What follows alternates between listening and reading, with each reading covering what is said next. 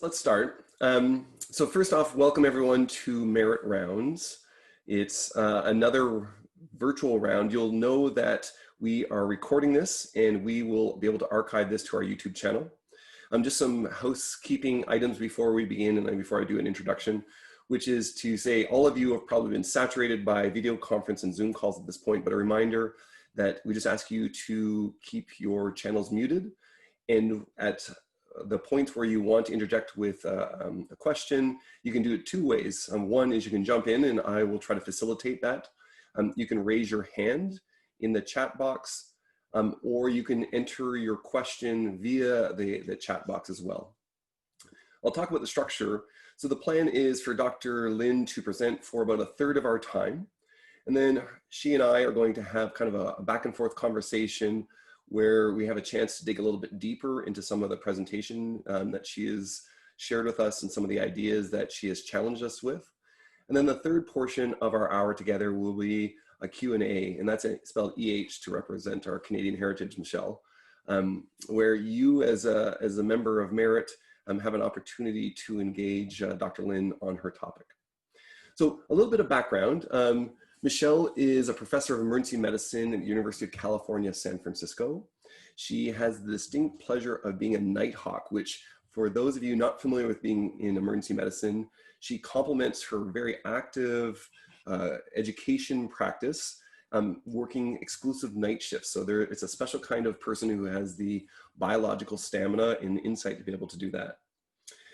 Michelle is going to be talking to us about what I think is Health Professions Education 3.0. I think she represents an organization that's at the cutting edge of how we might imagine delivering education. And I won't steal all of her punchline, but let me share with you what I think is happened in the span of less than a decade that I have known her and about her work. It's gone from a one-person blog, so Health Professions Education 2.0, into a learning organization. We're going to get into what that means, where her reach has led to an entire team of editors and production producers, where they have annual impact rates in the millions of downloads and views, where they're building original content and offering courses all outside of the bounds of a typical national or university-based organization, doing it really in an authentic grassroots, ground up type of approach that's completely disrupting how medical education, particularly in emergency medicine, is changing in the US and also having some impact of what's happening here in Canada. So with that, I'm very excited that she could find some time all the way from California, which is not so sunny, but maybe a little smoky these days. Dr. Lynn, over to you. Hey, thanks so much for inviting me. I've been looking forward to this for so long now. And now the time is here where I get my few minutes to share my origin story of academic life in emergency medicine, or ALiEM, the journey with you, and maybe even to help you think about your own career path. Maybe I can give you some ideas and some inspiration. Because I don't think we as professionals, academicians, we pause enough to reflect on our career paths and decisions, frankly. Because I've learned, if I've ever learned nothing over these years, is that we really need to slow down to speed up. And for me, unfortunately, the first time I tried to slow down, it was forced upon me, right? I ran into a wall causing me to slow down, which is not a process I would recommend. But the origins of ALiEM kind of began shortly after that. So it all started around 2009. You know, I was helping our university department conduct interviews for a senior leadership position, and I was concluding my one-on-one meeting with the applicant, and then he just innocently dropped this loaded question on me, and it was this.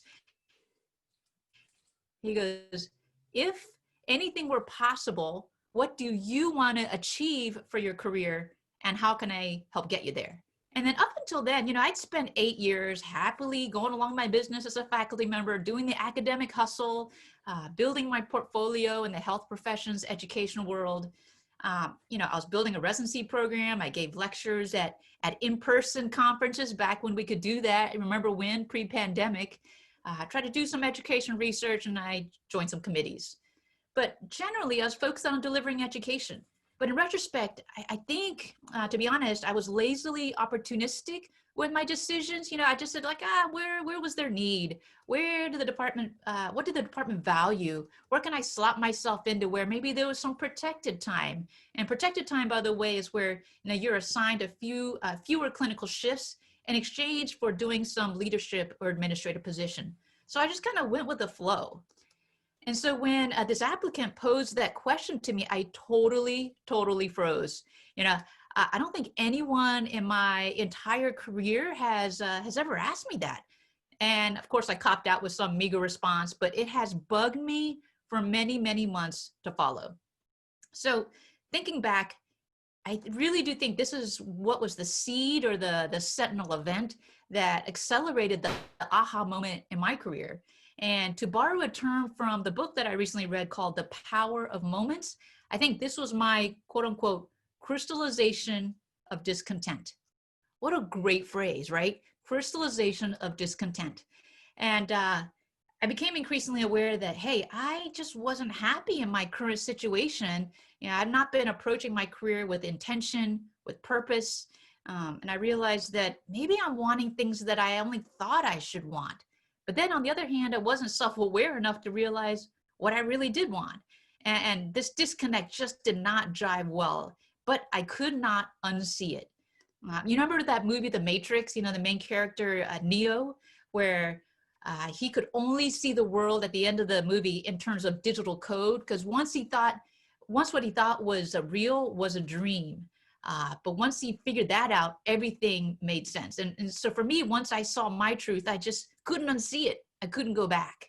So in May, roughly in 2009, I made this crazy call and said, like, listen, I'm not happy. I'm not getting any sleep.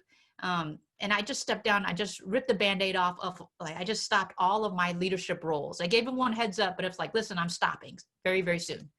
And at the risk of looking like, frankly, an academic failure. This is not just something one would do. And my professional identity was so integrally tied to these positions, but I realized that I was so unhappy, not in alignment with my ideals.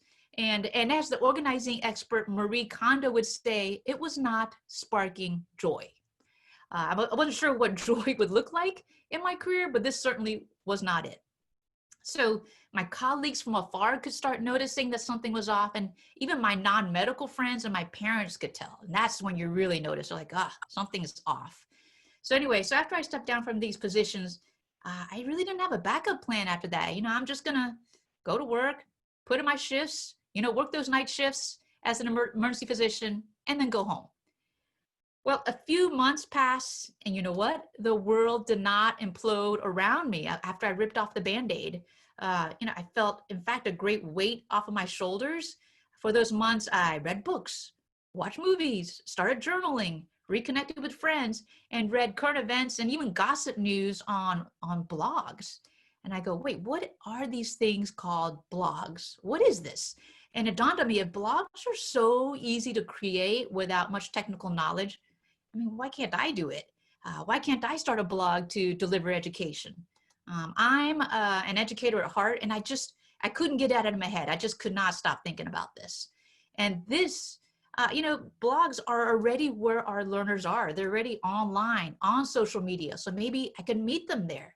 Could this be an alternative and possibly faster way to shape the learning of clinicians and trainees? Because isn't education all about accelerating evidence-based care to the bedside? But you know what? At that time, very few people were writing blogs in the house of medicine. I think maybe 3, 4 at that time. And so this idea was super crazy. It was super crazy for many years, but it was really super crazy in 2009.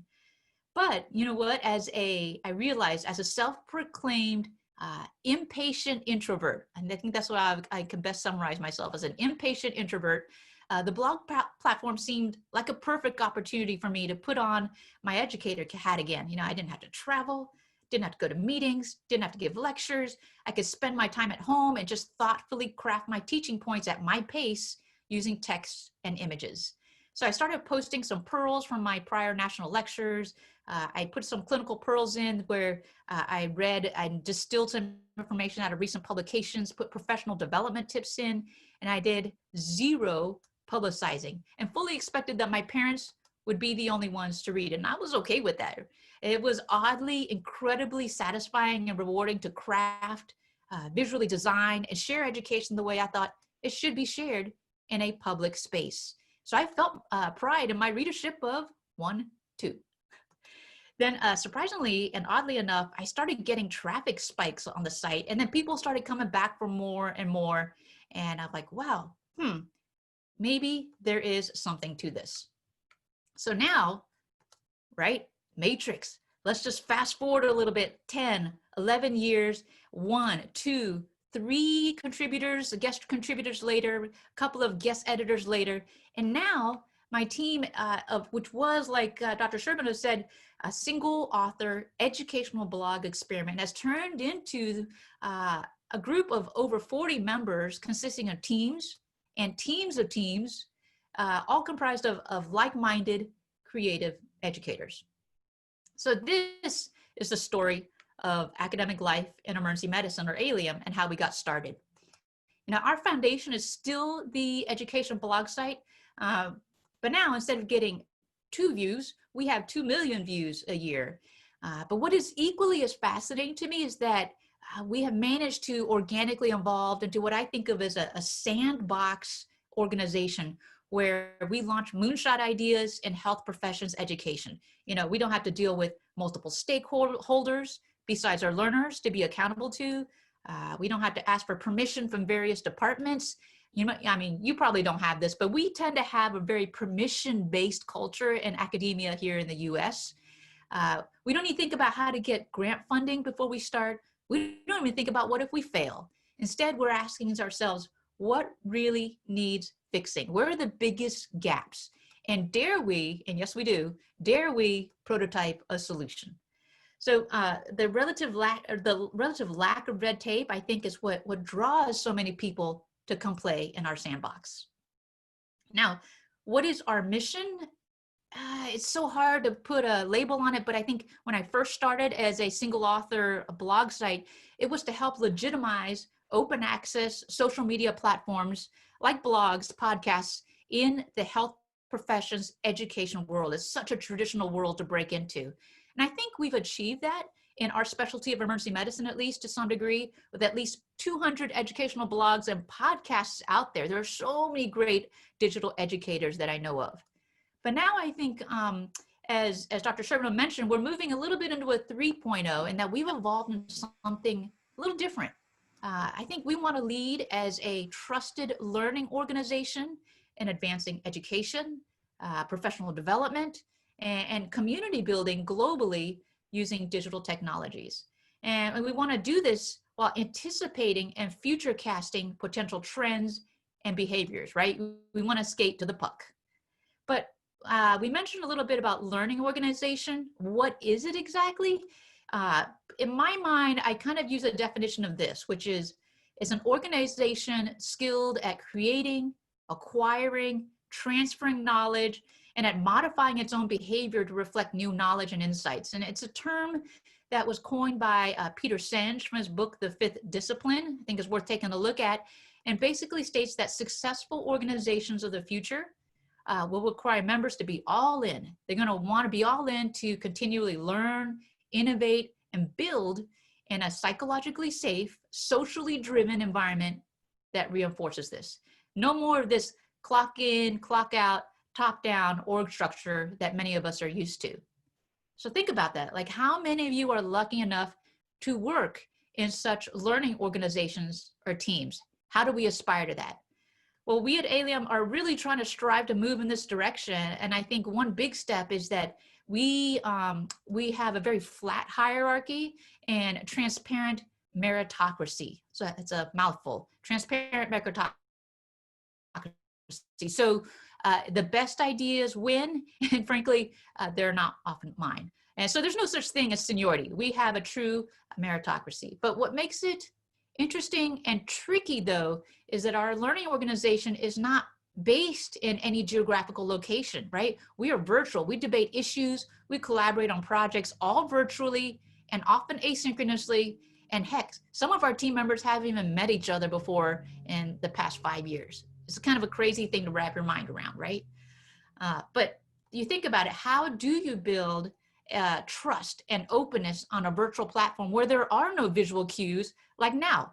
I have no idea if like you're even behind that screen. I can't tell what you're thinking. But you know what? That's the million-dollar question we got to figure out, especially in this age of COVID. It's incredibly challenging.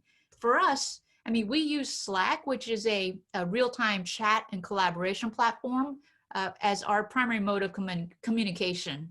And as an example of how challenging it is, you know, I've built over 10, 20 Slack communities in my career, but you know what? Only one has survived, and not only survived, but thrived, and that is the ALiEM team. It is so hard to sustain a virtual community. But over time, by role modeling authenticity, consistency, and especially vulnerability, our team culture has evolved to be one of trust and openness. So let me give you an example of transparency. For instance, on our Slack account, we keep each of our projects as a separate Slack channel. And you would think this is very siloed, but it's not so much. All the channels are open to all of the team members, whether they belong to it or not, such that anyone can just pop in to lurk or pop out because they're not interested, or get sucked in because you're like, wow, I really want to participate in that. It's all open season and transparent. And many times our best ideas come from those who were originally not on the team, were just curious, peeked in, and got sucked in. That's kind of the nature of our team. But then I think back to all the teams and organizations that I've been a part of in the past, and I wonder, how many game changer ideas do we leave on the table just because the way teams are set up, information is shared on a very closed, need to know basis. Hey, I wasn't CC'd on that email, that kind of thing. It just makes you wonder, because ideas are everywhere and they're usually coming from unexpected places. So let's shift gears and just kind of give some examples. You know, what are some examples of our successes in the learning organization sandbox? Well, one of our first major national initiatives was launching virtual communities of practice. After many of us experience from year to year the frustrations and how isolating and siloed academicians and educators are in general. You know, we have kind of our local department, but then once or twice a year, you go to national CME conferences. There's a big gap in there between. So we started out with building a year-long what's called Chief Resident Incubator, which is there, which brought together chief residents from across North America virtually on Slack and in person to learn, to share, to network with each other. And I always pick some selected VIP leaders to come hang out with them in the field. So, well, when the first time we launched, 200 residents, chief residents signed up and participated, and we're like, wow, this was an aha moment as well. And that, wow, there really is a desire for longitudinal community building amongst our trainees, amongst our clinicians. So then we just like, oh, we're going to hop on that bandwagon and launch the Wellness Think Tank, which is a resident wellness champion organization across organizations to share ideas. And also the faculty incubator was launched for educator scholars who really want to do a deep dive and go beyond the basics. In fact, this faculty incubator is our shining star for continued success and is co-run incredibly well by Dr. Chan, who's here, and sometimes the occasional celebrity cameo from Dr. Sherbino. So those are our virtual communities of practice that we are launching on a national level year to year. One thing we did learn though, in this whole process is that one of our strengths is nimbleness, responsiveness, and building ad hoc teams to address identified needs. You know, when the pandemic hit, one of the things I'm most proud about this group was how we responded. You know, we quickly mobilized to host what I believe is the only all North American residency graduation program event celebrating emergency medicine residents everywhere. We live streamed an event, a very complex live event, to over 2,000 viewers, complete with a virtual audience participation segment. There was a Disney song singer, pianist.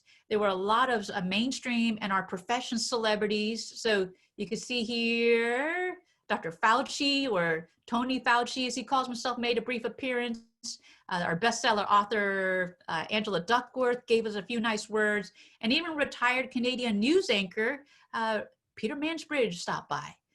So has this team over here ever done anything like this before? Psst, no. Does this stop us? No. Does our specialty need this? Yeah, absolutely. So, we're going to forge ahead and try to figure this out. We're game to try. So our graduating emergency medicine residents around the world, they're about to join the workforce during a pandemic without any pomp and circumstance. That's just, there's no way we're going to let that pass. So not on our watch. And I love the can-do attitude and growth mindset that our team has. If they don't have the resources, the knowledge, they figure it out. And that's what I'm always so proud about this team. Even when we sometimes miss the target, we're pretty darn close, and the effort goes noticed. So for both of these initiatives, the Chief Resident Incubator, all the incubators actually, and the ALiEM residency graduation, they were conceived and launched at breakneck speeds. Sometimes I get asked about how ALiEM is able to mobilize and launch initiatives so quickly. Who would have thought we could have hosted this ambitious graduation event with only about, I think it was 6 weeks of planning, 3 virtual meetings with 9 people on the team that had never done this before. It's kind of a crazy idea, but it just all works. The best ideas bubble to the top, and we trust everyone to get the job done. The Chief Resident Incubator similarly crafted the idea, recruited the team, launched it all in the span of about 3 months. Now, how is this to happen, you wonder? And I think the answer again relies in trust. And this is one of my favorite quotes, and that is, innovation moves at the speed of trust. What a great quote is that?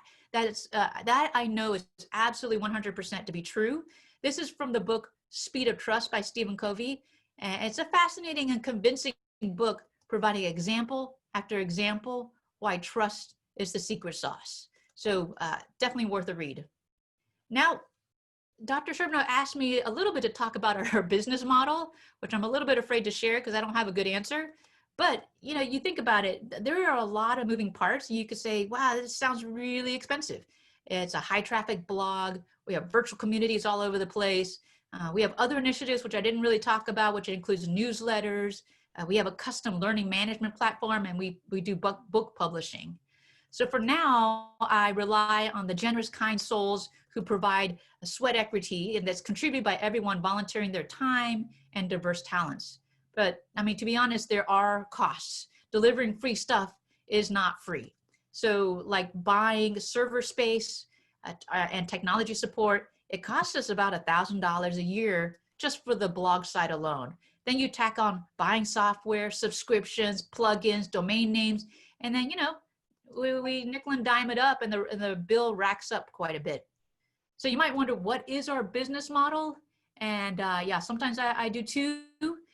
It's a process and evolution, because I actually have negative business training background, although I'm really trying to get up to speed by avidly reading as many books about it as I can, because I can't be the first problem ever to experience this problem.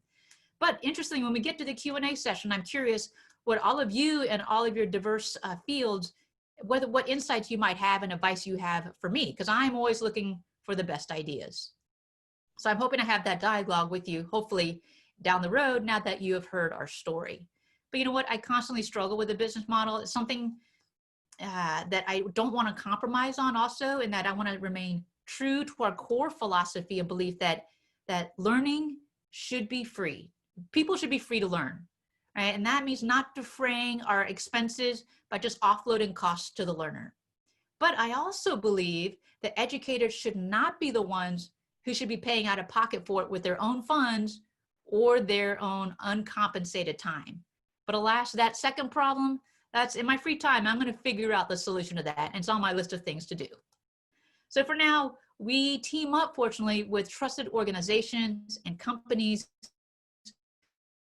who have a shared interest in education to have them sponsor our more expensive initiatives. So in exchange for co-branding with us and good name, they fund our projects. So for instance, for the ALiEM graduation event, the American Board of Emergency Medicine was super generous to be our exclusive sponsor. But let's say, we end up having a good year and we somehow end up with a few extra dollars by the end of the year. What do? Well, you know what? I oftentimes think about, oh, let's just stockpile it. But ultimately what I do is I just divide all the revenue amongst all the team members so that they can maybe take themselves out for a nice meal, take their family out for a nice meal. I usually give it around the winter time. So it's a holiday bonus. It's not there every year, but sometimes it is. I always want them to remember how incredibly grateful I am of their time, their talents, and altruism in helping ALiEM to advance education. And even more than the small holiday bonus, you know what I've learned is that there is no way to show more appreciation than to put some thought into buying some exclusive team swag. I had no idea the amount of currency that has. It generates the most amount of excitement and buzz and jealousy. It's a very public thank you and acknowledgement of their special contributions. So we have like vests, jackets, battery packs. Oh, look, a little show and tell. This one's been super popular a couple of years. You can see here, newborn onesies. It says, I create emergencies for mom and dad to fix, right? We have Patagonia backpacks. And every year we have custom made socks, because I had no idea there are so many passionate sock aficionados out there. You may be one of them, but this was last year's socks, kind of a lime green with the ALiEM logo. And then this year's the special smart wool year. It's orange and it's got little COVID icons. And at the bottom of all the socks say stomping out disease, which I think is quite appropriate for our specialty. So that's what we have. It's just a lot of fun. And I really want to show some appreciation to the team member, because there's no way in heck that could ever repay them financially. So, but let's step back. It's all good. You could show appreciation. Let's see, be afraid to learn. How about this? I'm trying to find the right slide here. Building diverse teams. So let's step back and, I talk about sharing your appreciation for individuals and for teams. But you know what? You got to find the right people on your team first, right? You've all been part of teams. You've built teams in the past, right? But how do you find your people? And I think for me and ALiEM, we use kind of a different approach. I actually don't look at CVs so much as observing people's behaviors. How are they carrying themselves on social media, especially when dealing with controversy? How do they interact with colleagues in formal and informal environments? How do they talk about people when they aren't there? What value are they trying to add to the world of education? And so I don't really care about titles, seniority, number of peer-reviewed papers you got, how many degrees you have, because our group is a very transparent, again, flat hierarchy team culture. And frankly, it's not for everyone. And so what I do instead is, I do what I like to call sniper recruit. I'm very targeted about who I ask to come join, because not everyone's going to gel, and I want to make sure that they share our similar core values and our unique way of operating. So again, I don't put out open calls to join our team. It's the team culture is so special and so sacred to me. I just don't want to mess that up. So in addition to building a team through a very targeted approach, I look for a diverse range of skills, backgrounds, and interests, because diversity just means to me fewer blind spots when making decisions. I mean, like who doesn't want fewer blind spots, right? Yeah, diversity wins every time. The last thing you want is an echo chamber of I agree, I agree, I agree as you go off a cliff, right? You do not want the echo chamber. So diversity in every sense wins every time. So what that means to me is, look beyond your local and insular group of colleagues, colleagues who look and think like you do. Think global, right? Don't overlook a potentially a relatively inexperienced but high potential junior person in a different country in exchange for someone with a long CV of titles and publications. Even look outside your profession, right? What about physician assistants? We have pharmacists on our team. We have 2 college students on our teams. Think broadly, think less traditional in how you approach bringing on your team. Because you know what? Talent is everywhere. And budding talent, where they're just about a spike, all they need is someone to bet on them and a chance to shine.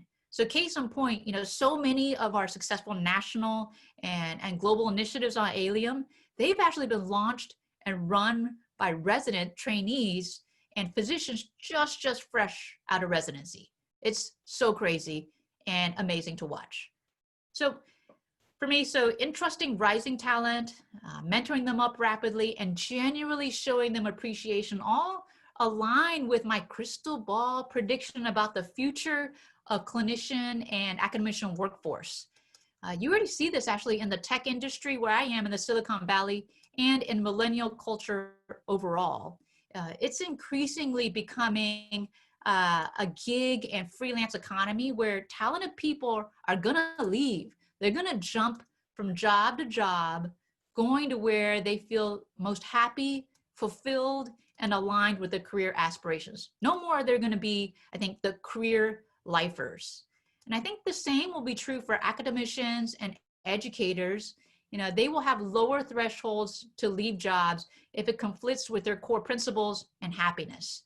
And so this one quote from Sir Richard Branson, which I don't know if you've seen, but it totally resonates with me 1000% about my mindset regarding teams, which is, train people well enough so they can leave, but treat them well enough so they don't want to. And this is why over the past few years, I tell everyone that I assume you are leaving at the end of the year, at the end of the academic year, right? Go pursue something bigger, go do better things. Bye-bye, see ya, adios. And they can continue with us if they like. They can always re-up, but there are zero expectations to do so. And that's always one of my pet peeves is that organizations, committees, they just assume you're gonna stay on for life. And whenever you think about leaving, they lay on the guilt. And that's just crazy. So because it's bothered me so much, I just assume and give everyone a free pass to leave. And although this approach has created some unexpected turnover on occasion, I think it's a long-term win.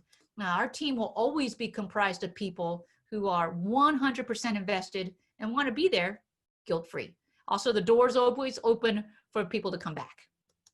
So with that, I want to conclude and thank you for letting me share my ALiEM origin story, our journey, and how we function as a learning organization. This is the team, honestly, I have always wanted to be a part of in my entire career. I just didn't know I had to build it. So now I pay it forward and ask you, what is your answer to the question? If anything were possible, what would you want to achieve in your career? Because you know what? I want to help. And my answer, although it's 11 years late, my answer to the question finally is, I want to teach where the learners already are, that is online, in a way that is quickly accessible and free for them, while also providing this unique safe sandbox for others to create and sustain impactful, potentially large-scale innovations to address gaps in health professions education. You know what? If an impatient introvert can do this and dream big, so can you. Thank you very much. Thanks so much for that, Michelle. That was amazing. First off, thank you for the Canadian hockey reference. That's mandatory. Yes, I got that skate for the puck. Very good. That was for you. Your slides are fire. Everybody's been talking about that in the chat. Oh yeah, I can't read it. That's okay. You're getting big props for that. Yeah. For the audience, if you want to have a sense of the scope of the different types of books, courses, resources being offered, you'll see the link to ALiEM at the beginning of the chat, where you can actually kind of look around and imagine, although you may not be in emergency medicine, these are the content that can be subbed out for the platforms and the delivery. We're going to go to questions from the group here in a second. I want to ask about two different themes, because you started with a theme around your own personal academic growth. And then I want to ask a few questions about your organization. And I'm going to try not to monopolize your time, because I've taken 2 pages of questions. I could easily take you out for a 7-course meal and feel like an interrogation. But here we go. So imagine you want to channel your own Marie Kondo and simplify your academic life. You have that crystallized discontent. What are the steps that you would recommend to our community? Or you could ask it a different way, which is, how as Merit can we spark joy for people? You choose the question you prefer to answer. That's a great question. Kind of how do you approach even taking the first step in this direction? And for me, it was so jarring because I had no practice in terms of being more self-aware and reflective. And, I think the first step is to kind of do this free-form journaling. I don't know if you journal or not, but I highly recommend it. And it's just a brain dump. And I did this for like the first month, I think, after I dropped all those leadership positions. And I just free-form journal first thing when I woke up. And it's not even that long. It ended up being like, one little Moleskine page's worth, and there was no rules. And I just wrote whatever I was thinking. And then after that time, I just kind of went back and looked at, gosh, what was really bothering me? What's really on my mind? And your subconscious knows what you really want to do. You just got to go back and sort through the mess. And I feel like journaling just kind of gets it out there. And analog actually, I think, works better than digital. Like you want to put it on Evernote, it is not the same. I think little doodling, slowing you down to write, it brings out a different thought process for you. So I think that would be an amazing first step to Marie Kondo it. But you know what? I turn it back to you guys. I think a lot of people here are so talented in being self-aware of their careers. But I find that tended to work for me as an impatient introvert. I have a follow-up question along this line of your own kind of academic career and trajectory.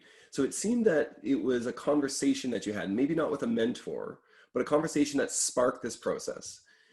Do you now, as someone who has found a new career and presumably joy in this new educational enterprise, do you mentor others? Do you feel it's important for you to ask those questions and to provoke insight and help reflection amongst people that are on your team? Would you encourage us to adopt a similar type of approach here at Merit?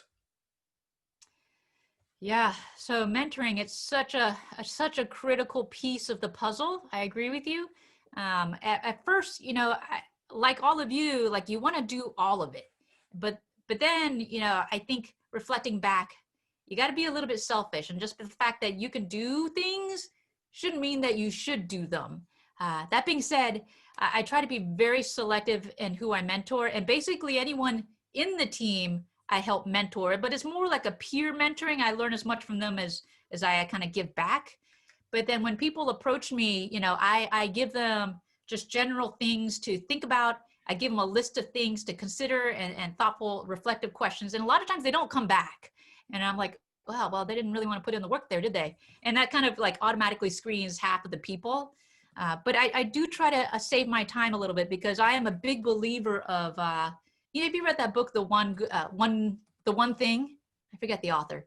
The One Thing, the book. Is just to be super cautious with your own time, because that is you. That's your personal and professional time, and to invest all your energies towards one thing, because I think success ultimately could be defined by how well you do in one or a very few things. Like antibiotics, for instance, right? So antibiotics work one of two ways. One way is kind of area under the curve. If you have enough of a low dosage all the time, it works. Other antibiotics work based on how far they can get in the peak, right? So for me, I think success is defined kind of your ability to reach these peaks, and to get there, you got to unfortunately sacrifice a lot of things. So kind of a roundabout answer to you. I do try to mentor, but I try to do it selectively within the ALiEM team. Okay. Let's transition to some questions around your educational enterprise, ALiEM. What is the actual processes you do to ensure a flat hierarchy? Everyone wants to talk about it, but the actual lived experience often feels like the boss telling everyone, we're going to have a flat hierarchy, and then everybody waits for the boss to say the next thing. You're like, that's the opposite. You just contradicted yourself. I love that. Well, I think it takes a lot of work for it. And for me, I agree. Like there generally is a bit of an age gap and seniority gap in the traditional sense between me and the new people that come on, and then our team members. And so I am very intentional to, whenever I recognize that I have misspoken, or had a wrong idea, I am very vocal about saying that I'm totally wrong. That's totally my bad. And of course, like I have a bunch of emojis of like, my bad. There's a couple of versions of face palms, like I totally encourage the failure bit. But it takes time, because I could tell when I first started, it was very kind of awkward, like, what do you think? And I'm like, and I reflect, I'm like, what do you think? And there was a lot of that going on, but I think this culture has built enough steam now. They're like, it's just Michelle. Like we can override her if we have good ideas. So I think it's just the consistency and role modeling is super key. Okay. My second question, then we're going to go to questions from the audience, is how do you measure success? You may not have KPIs for ALiEM, but how do you guys measure success as an organization, as an enterprise? Oh man, I need help with that, people. Right now, success for me is whether this organization sparks joy for me. It's such an intangible, and it sparks a lot of joy. So that's why I'm doing it. But if you really want to go, like, what's the return on investment? What's the key indicators that you have? I mean, sure, we can go with some of those vanity metrics of, well, we have 2 million page views a year, but I don't know, what does that really mean in the real practical sense of the word? Can we guarantee that we are affecting change at the bedside? I don't know. So for me, I'm leaving it with, what sparks joy, and how fast can I accelerate people's junior careers into the limelight? Like, I think the seeing all the junior folks on our team kind of take on major roles, that sparks a lot of joy for me, and that for me is a measure of success. That's amazing. Well, let's turn now to our questions from all of our participants. So you can put it into the chat, and I will read it for you, Michelle, if I see something. And if you prefer, you might like to just ask your question out loud. So I'll pause for a second, take yourself off mute, and we'd be happy to hear a question around how this one-person blog has now influenced multiple residency programs across the US and is a major faculty developer organization within the emergency medicine community. The impact, if you're outside of emergency medicine, I can't understate or emphasize.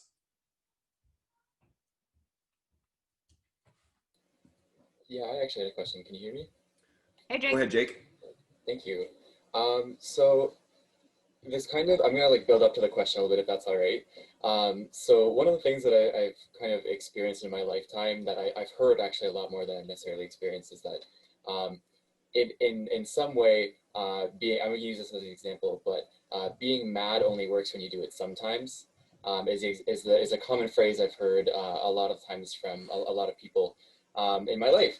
But one of the things that I was kind of leaning towards with this, rather than talking about, emotional, more about when you say no or yes, how maybe sometimes it only works on occasion before you start feeling guilty about using it too frequently. And I kind of wanted to ask you, what do you say to yourself to feel guilt-free by saying no?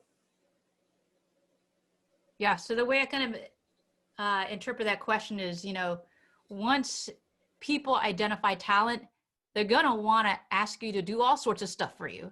And your time is super limited, but how do you triage and not kind of alienate and feel guilty the party's asking at the same time? Because of course it's great to be asked. And for me, I try to do a little bit of a Jedi mind trick. So there's two parts to that. One is the Jedi mind trick, which is, gosh, what a great opportunity. My colleague, Dr. So-and-so, does this really well. He's done it. He's gotten so many awards on this. Let me point you in that direction. Because frankly, do they really want you, or do they just really want someone really amazing to address this issue? I think it's the latter. So, if you can give them a couple of directions to follow and you're not just a dead end, that's one option. I forgot the other option at this point. How do you not feel guilty? Practice. That's the thing. After it took me like 4 or 5 years, like, oh, I'm so sorry. And I'd craft this really long email about why I'm so sorry. And then, I'd follow up with them a couple months or years later. I'm so sorry. And they're like, I totally forgot I invited you. Like, it's not that big a deal. The more times you say no and are very thoughtful and explanatory about it, people get it. Your time is limited. And actually, it's weird that the more times you say no, the more people will ask you. It's a weird phenomenon. I don't know how that happens, but that's kind of my approach to it. Thank you so much. Although no one says no to Dr. Sherbino, so that's why I'm here. Yeah.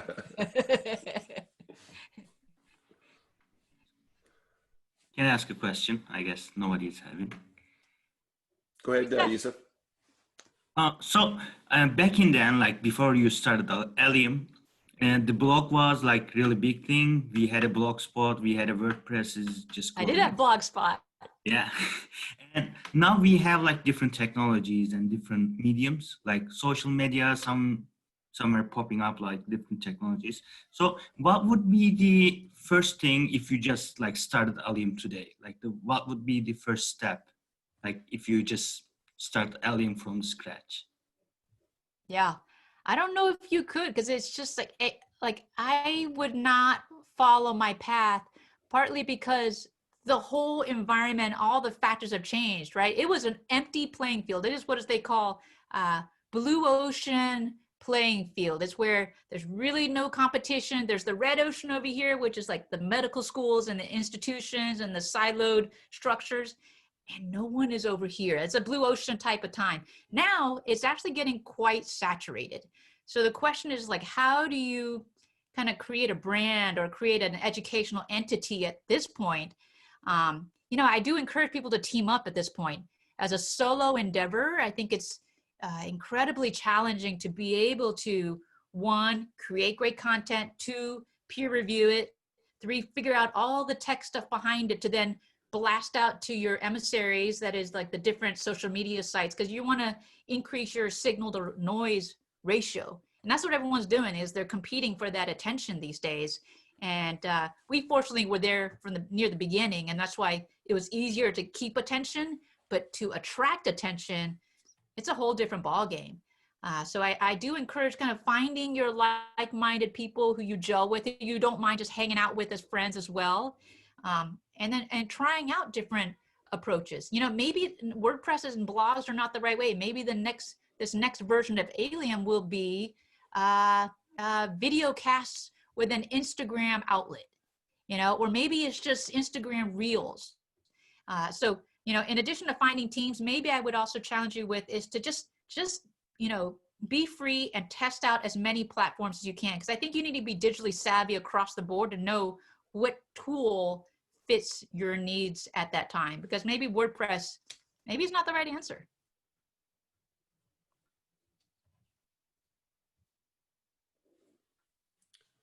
I'm going to jump in with another question while people have a chance to think. As a learning organization, so you talked a little bit about that before, the idea that you continually create, you continue to evolve. Are there design features that allow that to happen? Are there lessons that we here at Merit could adopt or learn from your successes or failures so that we don't become an organization that we think, wow, we're really innovative now, but we're cemented. We don't learn, we don't advance, we don't adopt. In 15 years from now, everyone's gone by us and we don't understand the new phenomenon and the new way things are happening. Yeah, I mean, learning organization, it's a hot term right now in the business world, and everyone wants to be it, but the question is how? And I happen to just kind of run into it by accident, organically, but what a great question. I think a couple of things. I think as a learning organization, I think you got to think about the unit of time differently. I think many of the membership organizations I used to be part of and institutions, the unit of time is just too long when you're trying to innovate, for instance. So as a learning organization, let's say let's just test out something, let's prototype something. And that's something where I think we went wrong with the Chief Resident Incubator and the Wellness Think Tank. Like our unit of time was 1 year, which is a lifetime in social media time. And it doesn't allow us enough time to pivot, to kind of gather data and then move in a different direction. So I think as a learning organization, I'd really kind of change your sense of time. If you're going to launch something, do it in the shortest possible interval with the cheapest amount of cost and with the easiest measurement to allow you to kind of innovate. You know, there's that lean model of learn, do, iterate. I forget the third word in there, but it's the same concept. It's the unit of time. But otherwise, Yeah, how do you become a learning organization? So hard, so hard. I don't know. You're the expert on this stuff, Dr. Charbonneau. By What do you expert, I think? mean I'm stealing other people's ideas. That's not fair. That's not fair. You invite me out there, I'll give you my answers. Oh, come on. Sarah, I see you popping in. Was that with a question? And also, can I just salute the fact that you're making Michelle feel at home with the Golden Gate there? I do. And all that smoke. Yep, I'm at home. Yeah, there's no smoke in this particular image, but I feel like at this period of time, it could be misconstrued as such. Yeah, very nice Love to it. meet you. Very nice to meet you. Nice I to love see your you. energy. I love your enthusiasm. I love everything that you've done. But I wonder, and you've probably grappled with this like over the course of your career. I wonder, how do you manage stress? There's a lot of stress right now. People are feeling it. Everyone's kind of distancing. The pandemic isn't helping matters at all. But how do you manage stress and make sure that you practice self-care? That's so wonderful. I mean, our specialty specifically is, you know, one of the top ones always for burnout, stress, all of that's kind of rolled into one. And on top of that, kind of wearing N95s and can't breathe, and there's a pandemic breathing down your back. Yeah, absolutely. I think, you know, I, for one, am not one well, I used to do this, but like, I am not one to be driven by the fact that busy equals success. I pride myself for instance, next week, I have 0 meetings. Don't tell anybody. But I have 0 meetings. I don't feel bad about it. Don't feel bad. I'm gonna go for some hikes. You know, it's a matter of kind of resetting the framework. People are like, how do I crunch more efficiency into this little unit of time? And I'm more like, why are we trying to cram it in that little unit of time? I have given up a lot of stuff. And you just got to be so careful about saying yes to things. Like, I rarely give talks. I think the last time I gave a talk was maybe about 2 years ago. I just don't do them. I'm like, I'm sorry. And so, you know, self-care is all about preserving my own time. I got a dog. That's kind of a stress reliever and a stress inducer at the same time. I don't know. It's just a matter, it's a different mindset than I used to have, where like, I'm just going to clear out the calendar. I'm going to save as many mornings as possible for me to just like, I'm sorry, I'm busy. I'm booked up in the morning, and I'm really not doing anything in the morning besides just hanging out with my dog, but I'm busy in the morning. And, you know, you schedule yourself in first, and then all the rest will try to fit in. Curious, what do you do? Well, I've just taken up a lot of running and cycling and hiking. I love to be outdoors and in the fresh air, so I'm finding that to be my way of energizing myself. But I was just curious about your strategy. Yeah, I try to get into the headspace meditation thing. Yeah. Yeah, it's just isn't in my, it's not happening for me. Yeah, it's interesting. Yeah, no, but thank you. And there's also this capacity assessment that I did recently that just helps you understand what your perception of your capacity to take on more work is, and how you actually manage it. So I'll link it in the chat if you're curious to look at it. But I actually thought it was a super interesting and useful assessment, and I learned something about myself. So. Yeah. I mean, I try to take as many of those quizzes and reflective books as possible, because every time I read it, it's like you learn something new about yourself. And even right now, I have a stack of books. I'm going through and reading them a second time because I'm just getting all sorts of new information. And so I think the more you know about yourself, the more you're able to kind of control some of those external forces coming at you. Thank you, Michelle. Yeah. So despite the fact that you don't do meditation, which means your citizenship in California is in grave danger, we're going to take one more. Anyone in California. Yeah. So far, you can't tell anybody that you're not working next week and that you don't meditate. So we're going to go to Claire. Claire, you have a question. I think probably the last question. I'll give you, Michelle, a couple minutes to any final comments or words that you want to say, and then we'll get us hopefully out right on the hour. Claire? Yeah, thanks for the great talk, Dr. Lin. I was just wondering, was there a point early on at which you decided I need more people to help me with this solo project that I've started, or did people start coming to you and saying, hey, I can offer such and such, and then do your team kind of formed organically that way? Yeah, so how did the team form? That's a good question. I mean, I am lucky enough to say, like, people just showed up at the doorstep in a way, the virtual doorstep. You know, I would go to conferences and they're like, ah, I wish I could do what you're doing. I'm like, well, you could. Let me give you a password. And they're like, really? I'm like, hop aboard. You know, people would come and some would stay 5 years, some would stay a month and tried it out. You're like, oh, too much work. And I'm like, yeah, it's a lot of work. So, you know, people will sort themselves out. And usually what I do is I actually get a big bolus of new interests at CME conferences. You would think people go to CME conferences to like go to lectures and, you know, get free stuff. But really, I don't tell any of the CME people folks this either. I don't think I've registered for a conference in the past 10 years, but I go to every one. I go sit in the coffee shop right next to the registration desk, and you just sit there. And then people come and talk to you and ideas will crop up and you're like, wow, that's so fascinating. I bet you a blog post would be wonderful for that. They're like, can I write one? And you're like, yeah, you can. You know, and it just is, you know, you just got to be nearby to spark creativity, to create situations for accidental creativity to happen. Yeah, it's been all organic. And I think if you have a very true mission to just educate and there's really no, you know, side story or side gain for you, people will come to you. It's really amazing. Like to this day, I haven't pulled out a call for blog posts yet in 11 years. They just randomly come to us. It's weird. Wow. Yeah.